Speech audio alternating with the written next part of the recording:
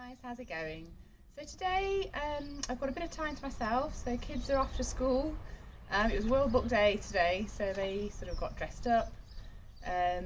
Elise went as Winnie from Hocus Pocus, which is kind of a film, but I think there is a book as well. So yeah, she went as that. She had a big green cloak on, makeup, hair was all zhuzhed and big. And then Eric went as Harry Potter, so he had his cloak on and his nice tie, glasses, a little zzz on his forehead. So anyway, they're off to school, so I've got a little bit of time to myself, and I thought that I would start some seeds. So if you didn't see, I did a couple of videos. The first one was about just introducing you to our allotment. So we've got an allotment which is just up the road, 20 metres by 5 metres, and that's where we grow our veg. And I've started to do a little bit of cut flowers as well, and then we've got fruit. So yeah, that was the first video, so if you missed that, I'll link it down below. Then I did another video of us as a family going up to the allotment, and we did a massive big clean up, got rid of all the weeds, the grass. Gosh, there was just so much there just that had built up over winter, because we haven't really done anything over winter. Apart from put some manure down, and that was it. So we did a massive big clean up. Again, if you missed that video, I'll link it down below. Be sure to check it out. But today I'm going to start some seeds. So I've already done some seeds already. So I've done a few using the winter sowing method, which is basically you can do any sort of hardy vegetables or flowers. And you basically put them in a see-through milk container, sow them as usual, and then you leave them outside with the lid off, and then you just let them germinate as and when the temperature is right. So I've put some spinach, Brussels sprouts, and some kale and some leek, and they've all come up. So slowly but surely, the spinach was the first to come up. I've got some kale, some Brussels sprouts, and some leek coming up, which is amazing. So I'll just leave them in there to grow on. Another good thing about the winter sowing is you don't have to harden anything off, because it's already used to being outside and in the cold, sort of just normal temperatures. Anyway, so that was the winter sowing. I then started off in February. I started off a couple of other things. I started off peppers, so I'm going to try and grow some peppers this year, and then some watermelon. So I don't know how that's going to go, because in theory I don't know if we actually get hot enough, because I'm going to be growing them outside. But I chose one that had a shorter maturity rate, I think that's what it's called, so it doesn't need as long to mature. And then what else did I do? I did a couple of other ones as well. Oh yeah, it was foxglove and sweet alyssum. So the foxglove I want for the garden, and the sweet alyssum as well for the garden, because the sweet alyssum did brilliantly last year. Foxglove didn't have much luck, so I'm going to try again this year and see what happens.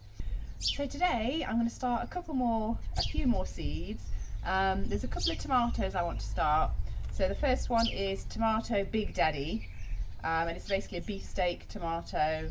It says on it, big beefsteak fruit, large and meaty, very few seeds but full of flavour, which sounds good to me. Easy to slice for sandwiches, perfect for frying and also salads, that kind of thing. So that's that one. And then I've got Britain's Breakfast, which is a small one, sort of lemon shaped red tomato. They don't split when they ripen, which is brilliant, because a lot of the time, sometimes tomatoes will split. And that's to do with water. So if you're either giving them inconsistent water, yeah, that causes the splitting in the outside. So both of these are indeterminate tomatoes. So there's two different main types of tomatoes. There's determinate or indeterminate. So determinate is basically a bush tomato. It only grows to a certain size. Those ones you don't really have to prune, apart from maybe taking the bottom leaves off, so that they don't touch the floor and then sort of pick up diseases and that kind of thing. So you basically leave them alone for the most part. The indeterminate are ones that just keep growing and growing and growing. So you do need to stake them, definitely. So the indeterminate, they do benefit from being pruned. So as always, just taking off the bottom leaves so that they don't sit on the floor, so they don't kind of pick up any diseases.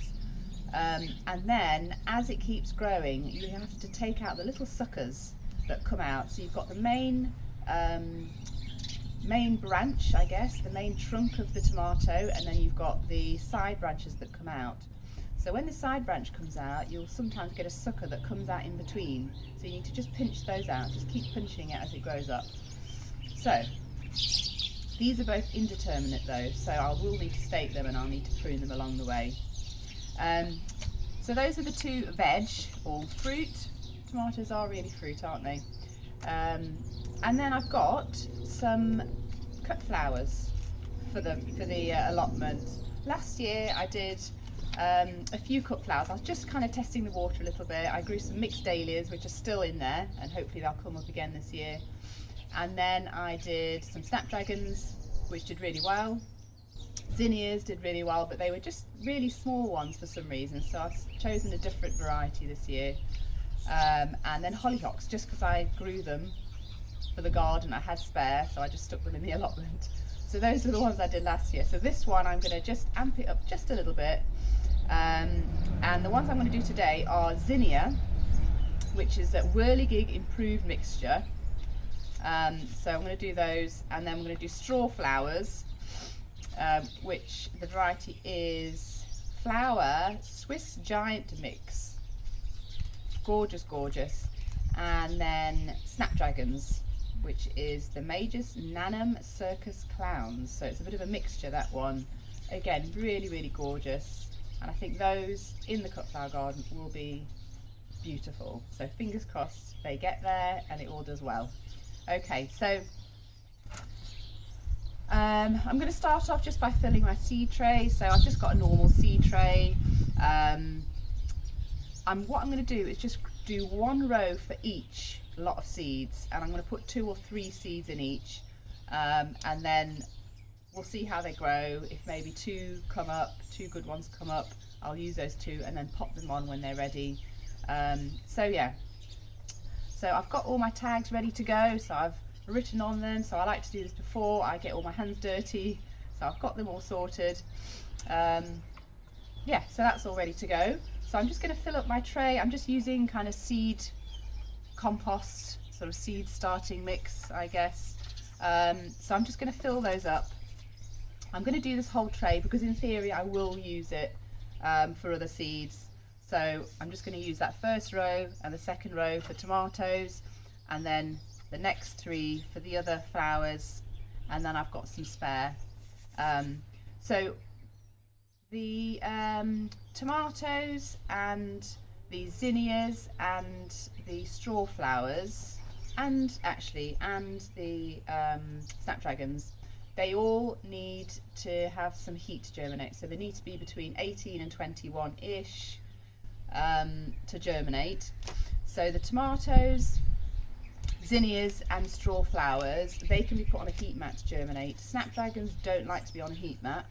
So what I might do is just put the snapdragons in the end one. That can be off the heat mat a little bit, but still within our little sort of seed starting place inside the house. Okay, so I'm just going to sort of start to fill up the seed tray.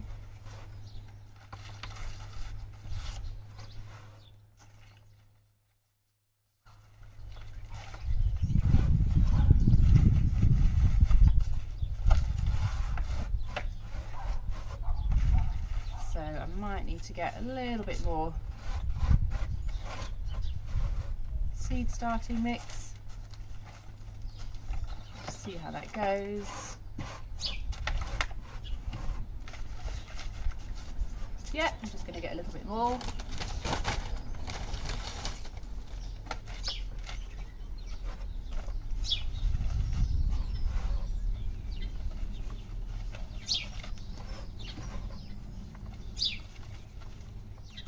And then I just like to just kind of poke down a little bit, just kind of run the fingers, just poke them down a little bit just to settle it in, and then just kind of refill it again just to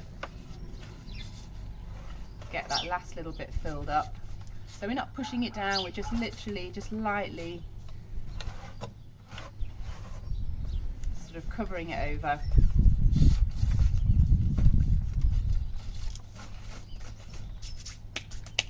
Right, so that's that. So I'm going to get my first load of tomatoes out. So what I'm going to do is I'm going to do my beefsteak first. So I'll just open that up.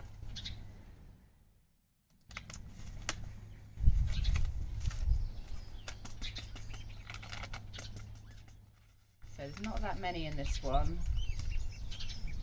I'll take that out. So I'll see how many there are and then see if I can do 2 or 3. So I might just be able to do 2. We will see. Let's have a look. Yeah, so there's not that many. Oh, there's a few more stuck in there. Let's get those out as well. Yeah, so those are good. So we've got, yeah, just little tomato ones, tomato seeds. So what I'm going to do is put 2 in each cell. So for tomatoes, they need to be 1/4 of an inch deep, so about 1/2 centimetre deep. So I'm just going to push holes down about 1/2 centimetre with my finger. There we go. And then I'll pop 1 in each little hole.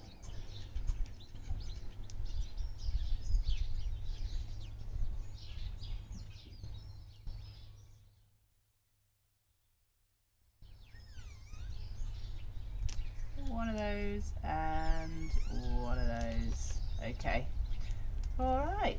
So I'm going to put just these last few back. We'll save those for another day.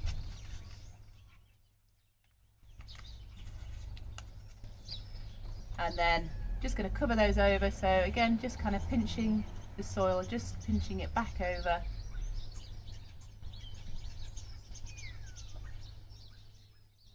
There you go. And then don't forget to put your tag in. So we're going to put that tag in. So that's the first one done. So I'm going to do the next one, which is going to be the Britain's breakfast. So these are the smaller tomatoes. Let's do those. Get them down to the bottom.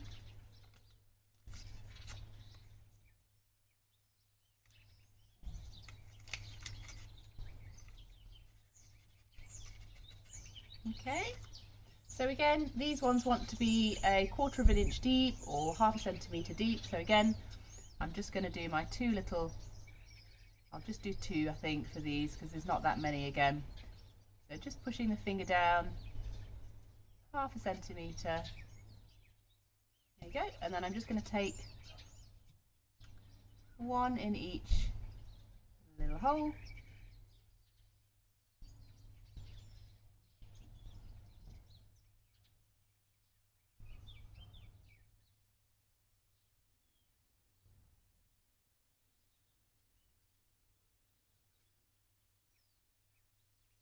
There we go. Right, pop the rest of those back.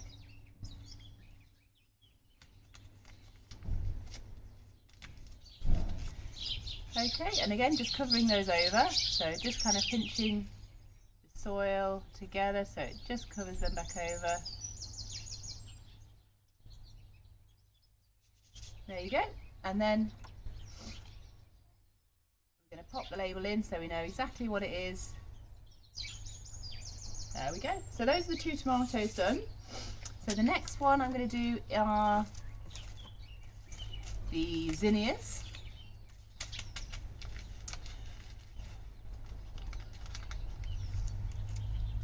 Okay.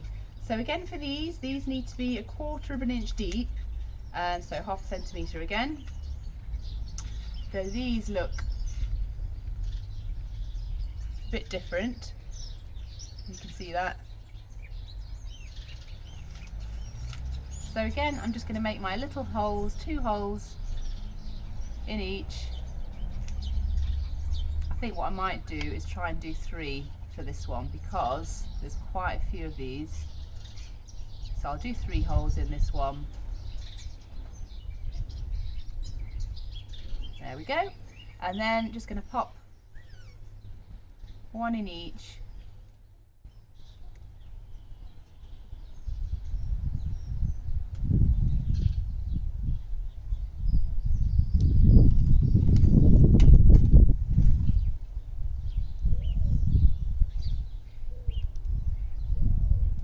All the way. Oh, got two in that one. Get one out. There we go.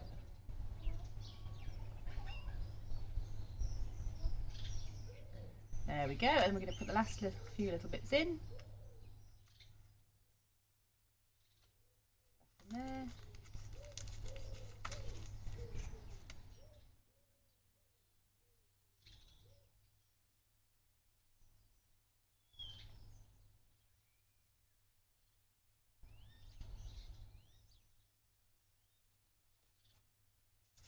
And then I'm going to put my little tag in.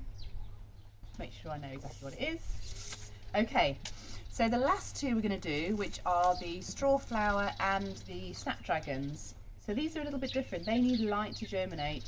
So I'm not going to punch any holes into the soil. I'm literally going to sow them on the surface, and then I'm just going to lightly push the seeds in. So these do need light to germinate, so you can't cover them over with the soil. Yeah, so I'm going to start with these Strawflowers. Again, we'll see how many we've got. Get them down to the bottom. I have a feeling we're going to have quite a few, so maybe do, hang on, we'll do 3 in each. There we go.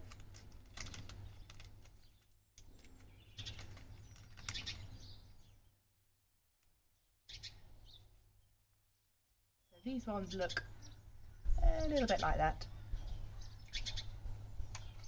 Okay, so I'm just going to sprinkle these. So they're quite small, so I'm just going to put a few, 2 or 3 in there.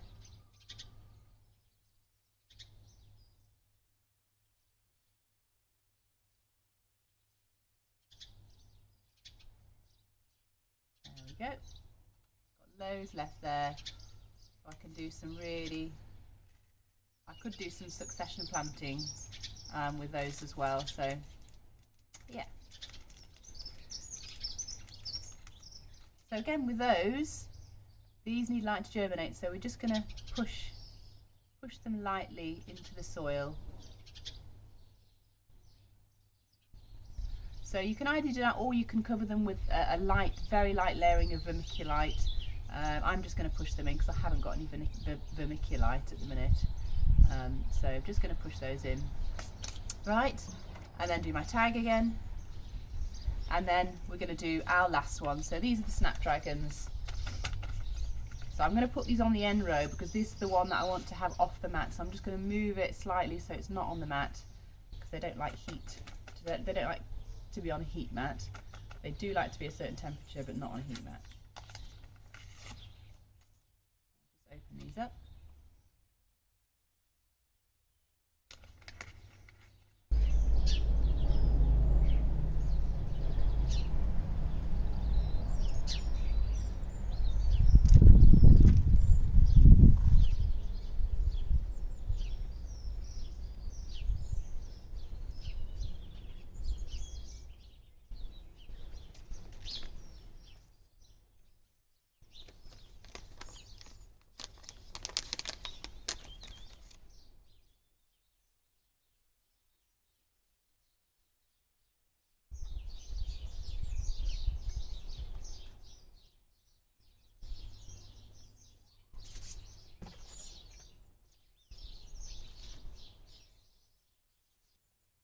I finished sewing all of those, so what we need to do now is go and stick them somewhere warm.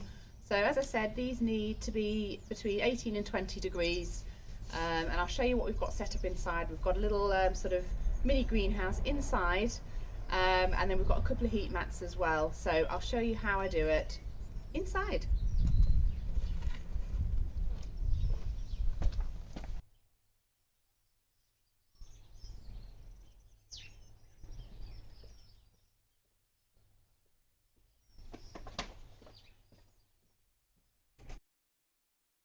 this is our little greenhouse. So we've got this in our dining room. We've got a little spot here where we keep it. And it's just one of those frames where you have this sort of the top over it, the plastic covering. So I'm just going to zip it up.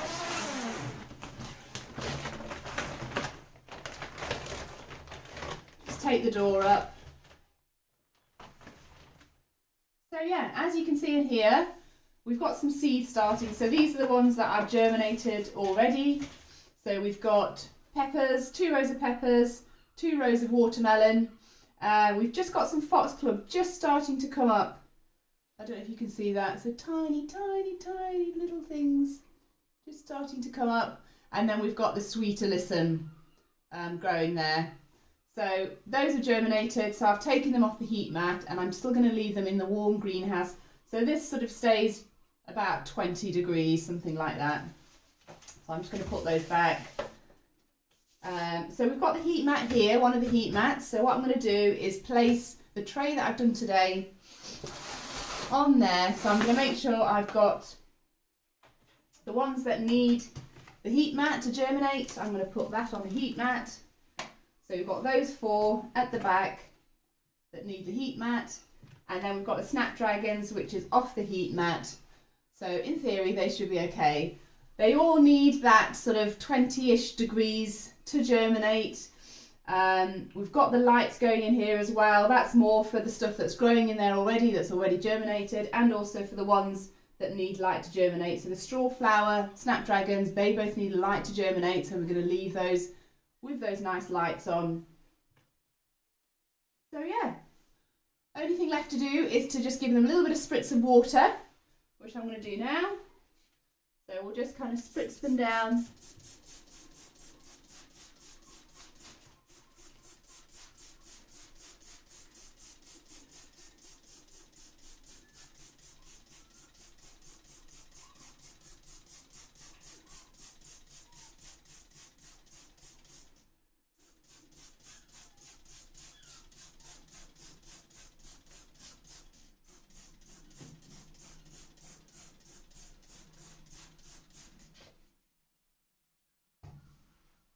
There we go, and then I'm just going to close the greenhouse down again, so we just keep this nice and closed so that it keeps that heat in. Zip it all the way down, and there we go. We'll let them do their thing, and then I'll keep showing you updates on how things are going. Yeah, so anyway, I hope you've enjoyed this video. I hope you're having a good day, and I'll see you in the next one. Bye.